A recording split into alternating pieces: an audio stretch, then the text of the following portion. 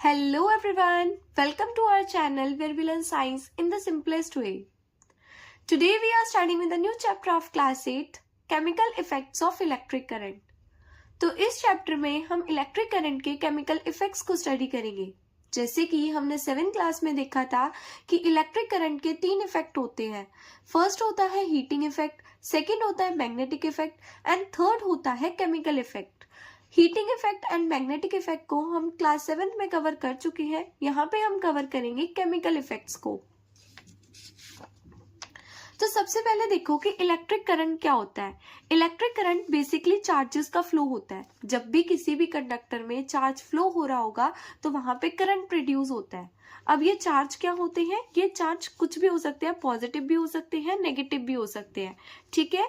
और इस चार्ज को हम रिप्रेजेंट करते हैं Q से और इलेक्ट्रिक करंट को हम रिप्रेजेंट करते हैं I से, ठीक है। और इलेक्ट्रिक करंट की जो यूनिट होती है वो होती है एम्पियर, ठीक है। इलेक्ट्रिक करंट की जो यूनिट होती है वो होती है एम्पियर। मतलब हम इलेक्ट्रिक करंट को एम्पियर की यूनिट में मेजर करते हैं, ठीक है। और जो चार्जेस की यूनिट होती है वो होती है कोलाम्ब। हम चार्जेस को कोलाम्ब की यूनिट में मेजर करते हैं, ठीक है। अब देखो किसी भी कंडक्टर में जो चार्ज होते हैं वो सॉलिड में हम डिवाइड करते हैं और लिक्विड में डिवाइड करते हैं। मतलब जो कंडक्टर होते हैं बेसिकली 2 तरीके के हो सकते हैं, या तो सॉलिड या तो लिक्विड, ठीक है। सॉलिड में क्या होता है, हमारे फ्री इलेक्ट्रॉन्स फ्लो होते हैं। फ्री इलेक्ट्रॉन्स का मतलब हमारे पास 2 चार्जेस होते हैं, पॉजिटिव एंड नेगेटिव, ठीक है। पॉजिटिव वाले जो होते हैं वो तो अपनी जगह पे एक कंडक्टर में फिक्स होते हैं, लेकिन जो नेगेटिव वाले चार्ज होते हैं ना सॉलिड्स में, वही फ्लो करते हैं, ठीक है। जब इनका फ्लो होगा तभी हम बोलेंगे कि चार्जेस का फ्लो हो रहा है और वहां पे करंट प्रोड्यूस हो रहा है, ठीक है। तो ये था सॉलिड की बात।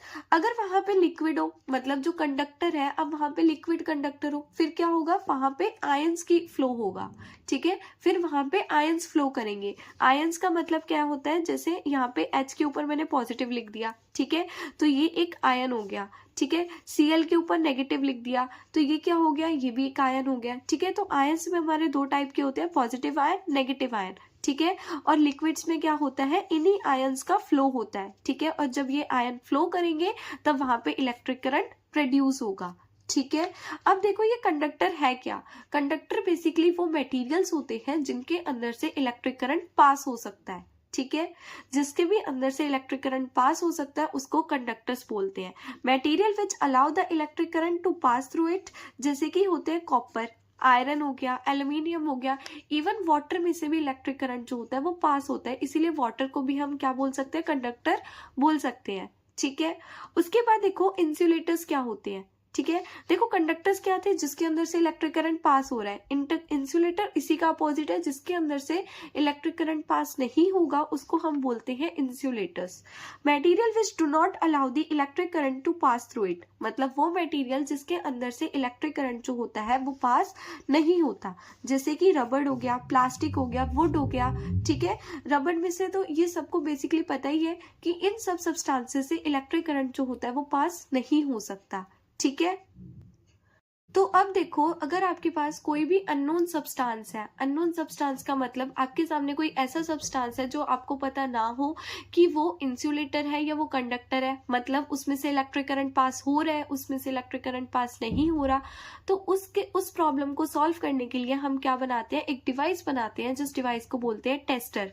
टेस्टर एक पेन जैसे शेप का होता है, ठीक है, जो आपने अपने घरों में भी देखा होगा, ठीक है। और जब हम उस टेस्टर को वो मटेरियल में लगाते हैं तो उसमें से एक लाइट ऑन होती है। अगर वहां पे लाइट ऑन होगी तो इसका मतलब वो कंडक्टर है, मतलब वहां से इलेक्ट्रिक करंट फ्लो हो रहा है, ठीक है।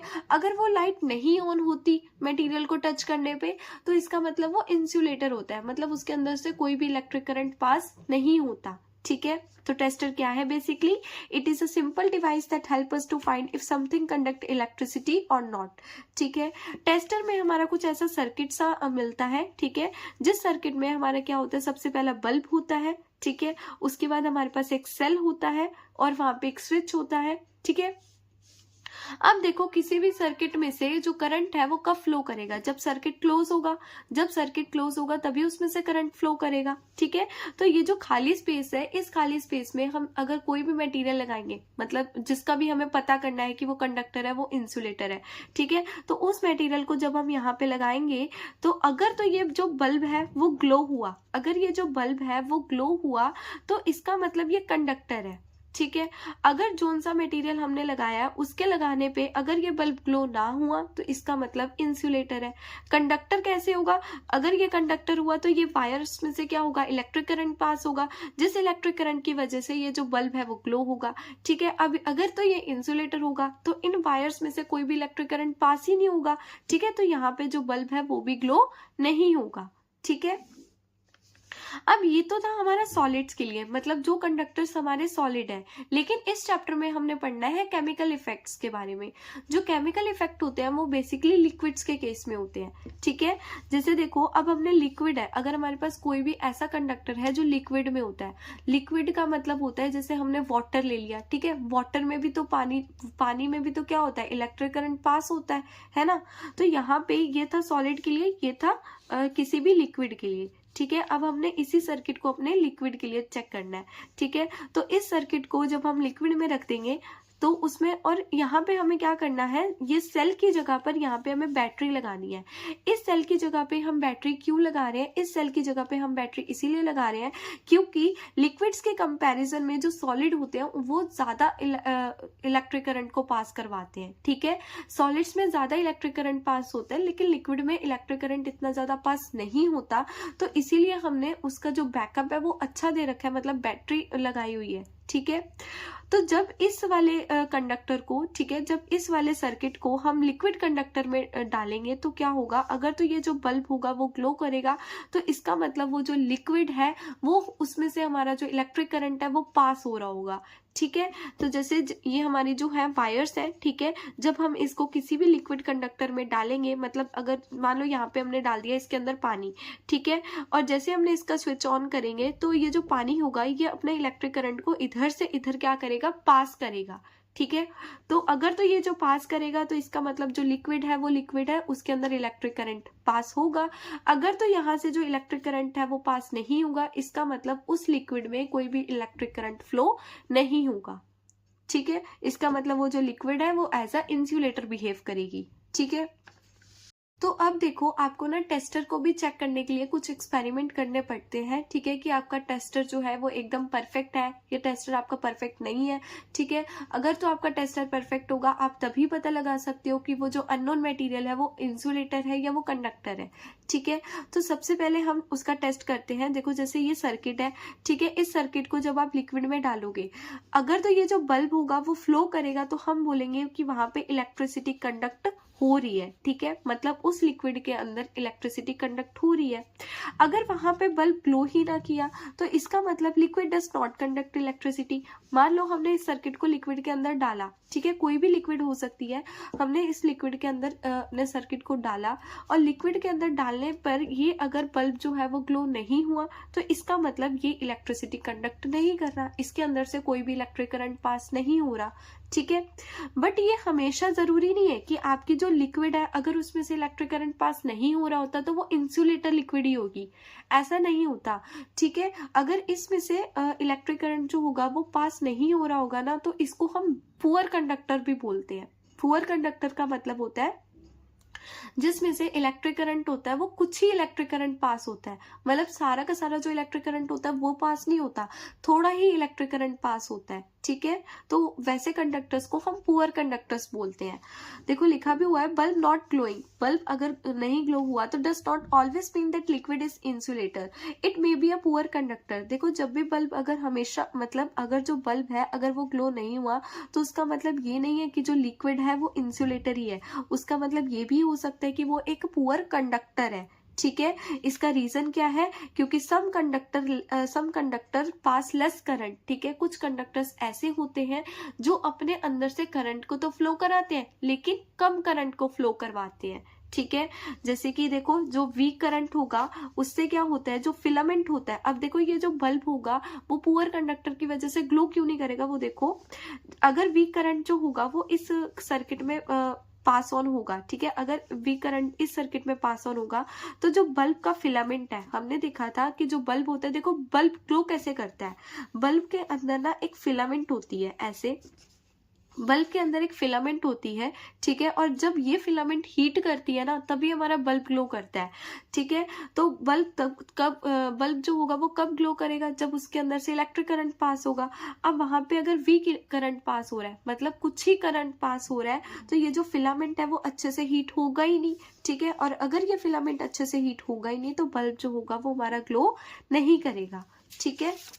तो सेकेंड एक्सपेरिमेंट करेंगे हम magnetic effect of electric current का यूज करके, ठीक है। मैग्नेटिक इफेक्ट हमने क्लास 7th में भी पढ़ा था, जिसमें हम क्या करते हैं, when current flow in a wire, जब भी एक वायर में कोई भी करंट फ्लो करता है तो उसके अराउंड मैग्नेटिक फील्ड प्रोड्यूस हो जाती है, ठीक है।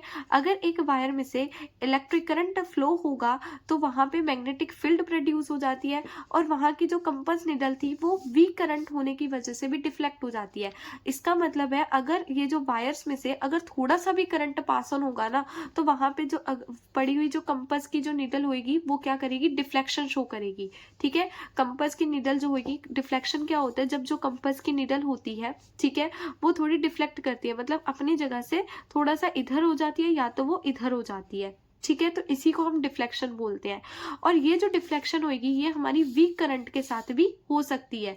अगर ये डिफ्लेक्शन होगी ही नहीं तो इसका मतलब वो जो हमने लिक्विड रखी हुई है वो एक तरीके की इंसुलेटर होगी, ठीक है। तो देखो इसको हम कैसे करते हैं, तो इसको भी हम करने के लिए एक्सपेरिमेंट को एक सर्किट तैयार करते हैं, जिसमें हम एक लगाते हैं बैटरी, उसके बाद एक मैच बॉक्स लेते हैं जिसके अंदर हम कंपास को रख देते हैं, ठीक है। और उस कंपास को एक वायर के साथ होल्ड कर देते हैं, मतलब उसको वायर के साथ बांध देते हैं, ठीक है। और फिर इस सर्किट को हम एक लिक्विड के अंदर रखेंगे। अगर जब हम इस लिक्विड के अंदर इस सर्किट को रखेंगे, अगर तो इसमें से इलेक्ट्रिक करंट फ्लो होगा तो ये जो कंपास है वो डिफ्लेक्शन शो करेगी, ठीक है।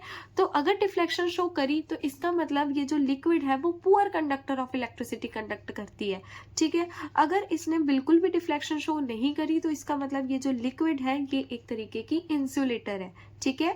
Needle deflect, liquid conduct electricity. अगर निडल ने डिफ्लेक्ट करा तो इसका मतलब लिक्विड जो है उसके अंदर इलेक्ट्रिसिटी कंडक्ट हो रही है, ठीक है, क्योंकि जो वीक करंट है वो भी डिफ्लेक्शन कॉज करता है, ठीक है। तो अब हम देखो वीक करंट को कैसे डिटेक्ट करेंगे, ठीक है। अब हमने ये तो देखा कि अगर कोई कंडक्टर में से इलेक्ट्रिक करंट पास नहीं करता तो वो हमेशा इंसुलेटर नहीं होता, वो पुअर कंडक्टर भी हो सकता है, ठीक है। लेकिन इस चीज का हम डिटेक्ट कैसे करेंगे, अगर उसमें से मान लो बिल्कुल भी करंट पास नहीं हो रहा होगा, ठीक है, तो वो इंसुलेटर ही होगा ना। तो इन सब चीजों का हम कैसे डिटेक्शन करेंगे, मतलब वो इंसुलेटर है या वो पुअर कंडक्टर है, तो उसका देखो क्या करते हैं हम, उसके लिए हम दो एक्सपेरिमेंट करते हैं। सबसे पहले टेस्टर की जगह पर या तो हम एलईडी का यूज कर सकते हैं तो भी हम पता लगा सकते हैं, ठीक है, या हम एक कंपास टेस्टर करते हैं। तो देखो सबसे पहले ये वाला एक्सपेरिमेंट देखते हैं जिसमें हम टेस्टर की जगह एलईडी का यूज करते हैं। तो देखो एलईडी होता क्या है, जैसे आपका एलईडी बल्ब होता है ना, वो कम इलेक्ट्रिक करंट के फ्लो के साथ भी ग्लो कर जाता है। मतलब अगर उसको जो इलेक्ट्रिक करंट का फ्लो है, अगर इलेक्ट्रिक करंट उसको कम मिलेगा ना तो भी वो एलईडी बल्ब ग्लो करेगा, ठीक है। तो हमने क्या करना है, एक सर्किट तैयार करना है जिसमें हमने बैटरी लगानी है, एक एलईडी बल्ब लगाना है, एंड उसको हमने एक लिक्विड में डाल देना है, ठीक है। लिक्विड कंडक्टर में उसको हमने डाल देना है सर्किट को। और जब इस सर्किट को हम लिक्विड कंडक्टर में डालेंगे, अगर इसमें से थोड़ा सा भी करंट जो होगा वो फ्लो करेगा, अगर इसमें से थोड़ा सा भी इलेक्ट्रिक करंट फ्लो करेगा तो ये जो बल्ब है वो ग्लो कर जाएगा, ठीक है। अगर ये बल्ब ग्लो नहीं हुआ तो दैट मीन्स वो जो ये जो लिक्विड कंडक्टर है ये लिक्विड कंडक्टर नहीं है, ये एक इंसुलेटर है जिसमें से बिल्कुल भी इलेक्ट्रिक करंट पास नहीं हो रहा, ठीक है। LED glow with a weak current, जो एलईडी है वो वीक करंट के साथ भी ग्लो करेगा। अगर तो वो ग्लो करा तो इसका मतलब वो पुअर कंडक्टर है, अगर वो ग्लो नहीं करा तो इसका मतलब वो एक इंसुलेटर ही है, ठीक है। दूसरा हम करते हैं मैग्नेटिक इफेक्ट का यूज करके।